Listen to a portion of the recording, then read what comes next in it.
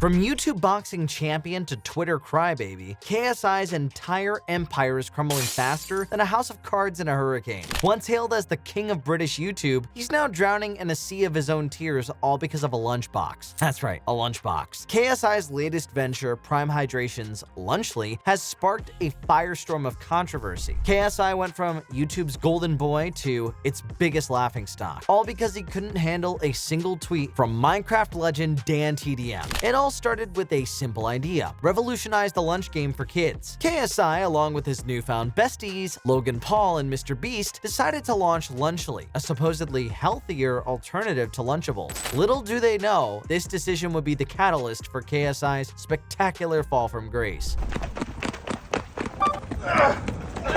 The product itself was nothing short of a joke. Despite claims of being a healthier option, Lunchly was essentially Lunchables with a fancy new box and 80 fewer calories. That's right, the groundbreaking innovation these multi-millionaire influencers came up with was removing less than half a banana's worth of calories from a processed kids meal. But the real kicker? They had the audacity to market this as a revolution in children's nutrition. KSI, in all of his infinite wisdom, proudly proclaimed, "We've made something better. If you don't believe me, try it out for yourself." Spoiler alert, it wasn't better. In fact, it wasn't even different. While KSI and his crew were busy patting themselves on the back for their innovative creation, one voice of reason decided to speak up. DanTDM, the OG Minecraft YouTuber, an actual respectable content creator, dropped a truth bomb that would send KSI into an epic spiral. In a single tweet, DanTDM called out the Lunchly trio for their blatant cash grab. "What happened to YouTubers, man? I cannot say anything anymore. This is selling stuff for the sake of making money. Simple. How does this benefit their fans? This is selling crap to kids who don't know better than to trust the people who are selling it to them. Do better." Now, for any normal person, this might have been a moment of self-reflection, a chance to step back and think, hey, maybe we messed up here. But KSI isn't just any normal person. Oh no, he's a special breed of man-child who apparently can't handle even the mildest criticism without having a complete meltdown.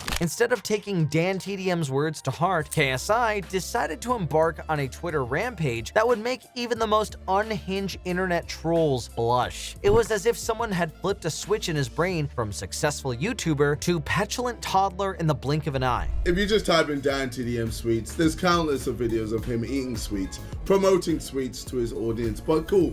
You know, but again, this was another complaint that I heard a lot. KSI's first brilliant move? Digging up a 9-year-old video of DanTDM promoting candy to his audience. Apparently in KSI's world, a one-time sponsorship deal from nearly a decade ago is exactly the same as creating and marketing your own potentially harmful product to children. The logic is, flawless, isn't it? Where was the same energy when Ryan Trahan released sweets? Where was the same energy when FaZe Rog released sweets? Now, I'm not throwing them under the bus because I tried both of their sweets and it's fantastic. It's actually one of the best sweets I've had in a long time. But he didn't stop there. Oh no, KSI was just getting started. He went on to attack DanTDM for selling merchandise, comparing action figures to processed food as if they were remotely in the same ballpark. It was like watching a drowning man trying to use a brick as a flotation device. Painfully misguided and ultimately self-destructive. The cherry on top of this cringe sundae, KSI's repeated insistence that people were only criticizing Lunchly because they hate us. That's right, folks. In KSI's mind, it couldn't be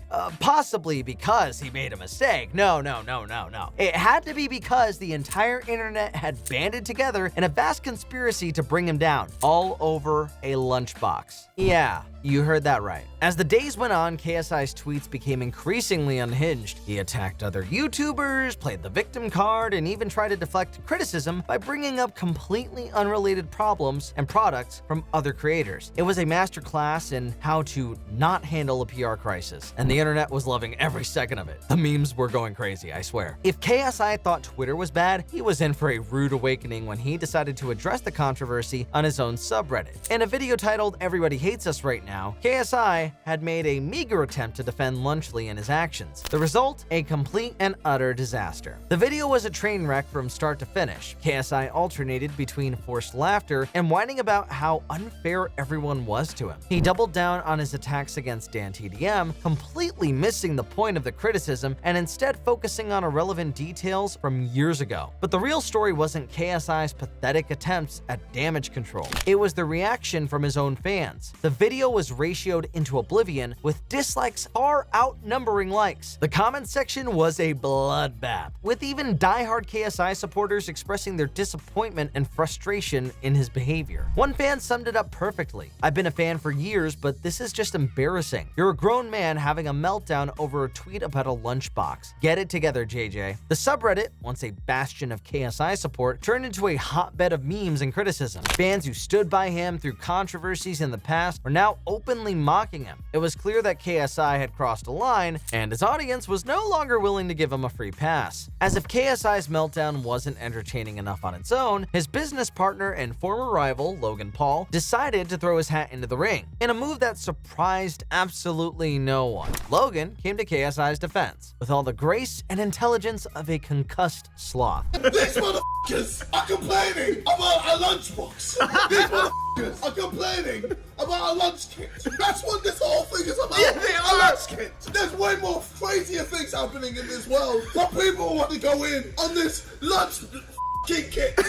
That's what I'm saying. What? What was Logan's contribution to this dumpster fire?